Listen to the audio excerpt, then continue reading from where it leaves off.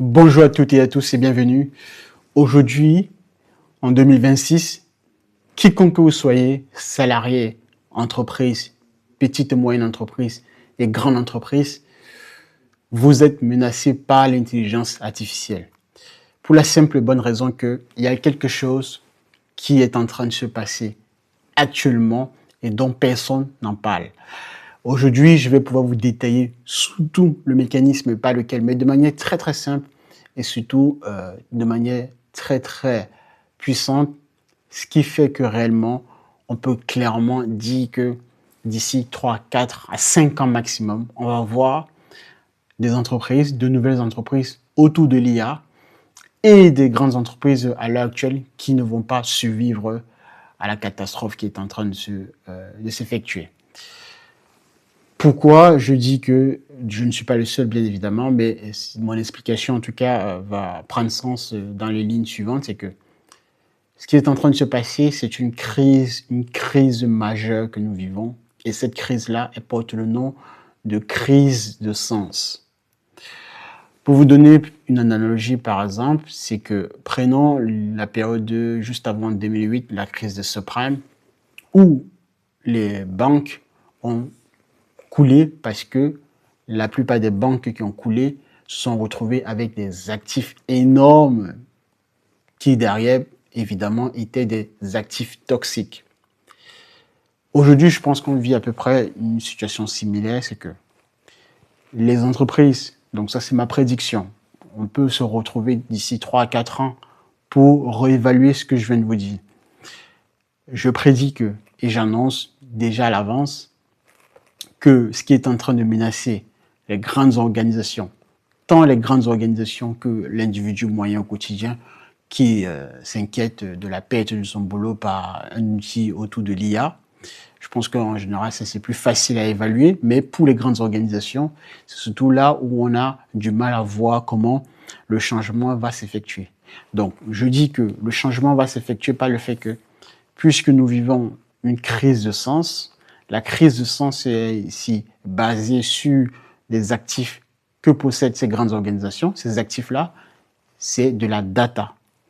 La data, donc les données propriétaires que possèdent les grandes organisations aujourd'hui, ces données-là sont sous-évaluées, sous-exploitées.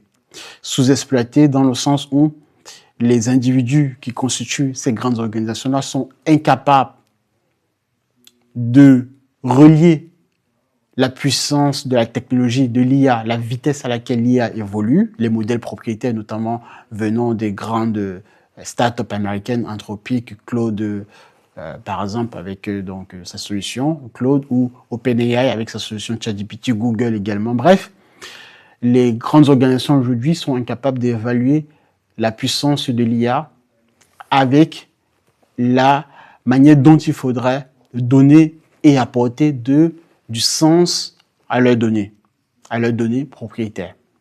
Voilà ce qui crée déjà un premier gap, une première chute, une première disparition.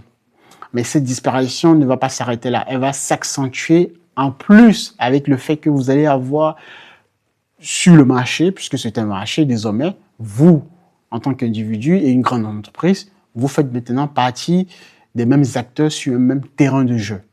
Là où auparavant, ce n'était pas possible parce qu'il y avait une barrière à l'entrée assez énorme entre vous en tant qu'individu et une entreprise. Aujourd'hui, un salarié, un individu lambda du quotidien, une boulangère, un cycliste, etc., peut concurrencer une très grande entreprise qui auparavant était intouchable. Pourquoi? Pour la simple et bonne raison que tout le monde aujourd'hui a accès à la même puissance de calcul, entre guillemets. Donc, ayant un accès à un outil tel que ChatGPT ou à Claude, vous pouvez interroger n'importe quel dataset dans le monde entier, n'importe quel jeu de données. Pour peu que vous soyez à peu près cohérent dans votre compréhension du langage naturel dans lequel vous vous exprimez, et même pouvez par la suite même traduire, dans tous les cas, vous pouvez interroger n'importe quelle donnée dans le monde entier, données qui auparavant étaient difficiles d'accès en termes de compréhension surtout. Parce que avec Internet, de Google, avec son moteur de recherche et bien d'autres moteurs de recherche, on a eu évidemment de plus en plus l'accès libre à des données. Mais au-delà de l'accès libre, il y avait toujours une barrière de compréhension de la donnée. Je vous donne, par exemple, un exemple. Si je vous donne des données statistiques autour de l'analyse d'une maladie très très rare sur un échantillon de données de personnes, d'individus, de patients, si je vous demande d'interpréter ces données-là, avant l'arrivée des LLM, par exemple, je pense que même si vous aviez un très bon niveau en mathématiques ou dans certains domaines, si vous n'avez pas spécifiquement effectué la discipline de médecine, en particulier dans le domaine en question, ce serait très très difficile pour vous d'interpréter la donnée en question. Sauf qu'aujourd'hui, les grands modèles de langage, les IA, donnent accès facilement à la compréhension, donc au sens de la donnée. Vous voyez bien qu'une barrière à l'entrée vient de tomber, d'autant plus. Maintenant, ce qui va différencier les entreprises qui vont survivre de celles qui vont justement mourir, c'est simplement le fait que vous allez avoir deux acteurs.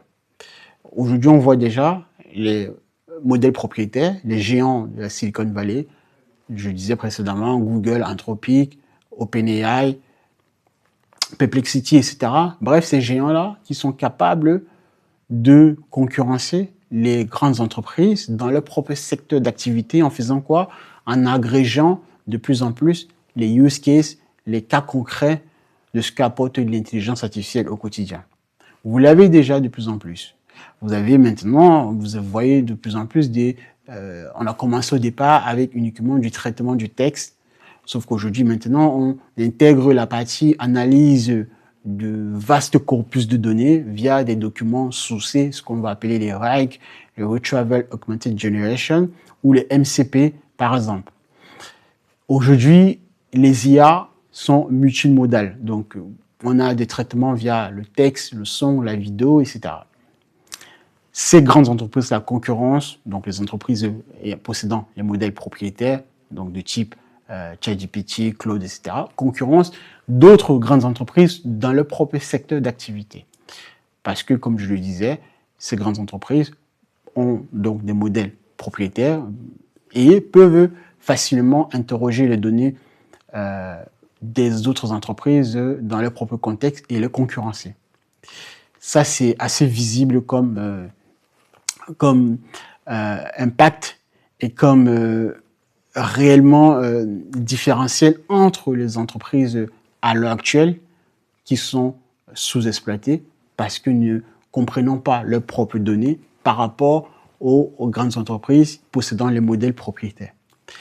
Mais au-delà de ça, il y a d'autres acteurs que l'on ne voit pas. Ce sont donc les individus lambda au quotidien, salariés tout simplement, ou toute personne ayant une maîtrise correcte de la compréhension de la donnée et du sens du métier, je dirais, de n'importe quel métier dans le monde entier.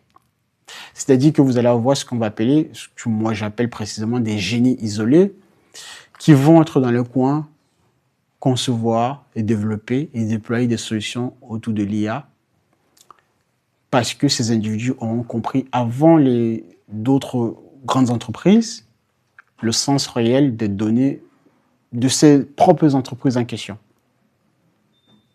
et exécuter de manière plus rapide. Voilà les éléments concrets sur lesquels les entreprises, un certain nombre d'entreprises à l'heure actuelle, vont faire faillite d'ici 3 à 4 ans et d'autres vont suivre parce que auront compris tout simplement ce que je suis en train de vous détailler. Et ceci est valable tant pour les grandes entreprises que pour les petites et moyennes entreprises, que même pour vous d'un point de vue individuel. Vous êtes actuellement là sur votre poste de travail, quel que soit votre poste de travail, sachez que vous avez une date d'expiration. Et cette date d'expiration, vous pouvez la repousser uniquement qu'en ayant compris ce que je viens de vous dire, c'est-à-dire en ayant été capable de comprendre le sens à donner du sens de la donnée à votre contexte métier ou à un autre contexte métier qui vous intéresse. Par exemple, vous prenez un secteur d'activité qui vous intéresse, vous donnez du sens à de la donnée à ce contexte-là, et vous exécutez rapidement en mettant en œuvre un outil décisionnaire. Parce que, in fine, il faut apporter ce qu'on va appeler le prétexte à de la décision. L'utilisateur final, il veut un outil qui va quasiment décider à sa place. Et l'IA aujourd'hui, à travers justement donc, les modèles propriétaires que nous avons déjà des prémices, des outils décisionnaires. L'utilisateur, quand il utilise ChatGPT ou un Claude, peu importe sa requête, son prompt, vaudra à la fin quelque chose qui lui simplifiera la vie dans la compréhension de son problème. Voilà ce qui va changer et ce qui est en train de changer. Ce que bon nombre d'entreprises ne voient pas, surtout même dans des grandes organisations. Auparavant, vous prenez un cabinet d'avocats, évaluer ou comprendre un contrat de plus de 10 000 documents, c'était de l'apanage en fait des grands cabinets d'avocats. Aujourd'hui, avec l'IA, vous injectez cette même quantité de données sur un outil tel que Claude, ChatGPT, etc. Vous pouvez faire un résumé synthèse d'une seule page et avoir une compréhension très claire et nette de l'ensemble des documents en question, des 10 000 pages de documents en question. Sauf que, comme je disais, ce qui va changer la donne, ce qui est en train de changer, c'est cette facilité de compréhension et d'exécution sur de la donnée pour apporter du sens, donc de la valeur in fine, à travers un outil décisionnel qui va faire la différence et qui va faire que dans 3-4 ans, on va se retrouver avec des entreprises qui seront des antiquités et d'autres entreprises qui vont naître et qui vont survivre. Je vais m'arrêter là, mettez en commentaire ce que vous en pensez, mais je suis convaincu de cette thèse que je viens de vous préparer et vous mettre en perspective là, aujourd'hui, sur la question de l'intelligence artificielle et sur comment le marché de l'IA est en train d'évoluer et comment vous pourrez surtout vous positionner dans ce secteur d'activité. Je vous remercie, on se retrouve la prochaine, je vous dis au revoir.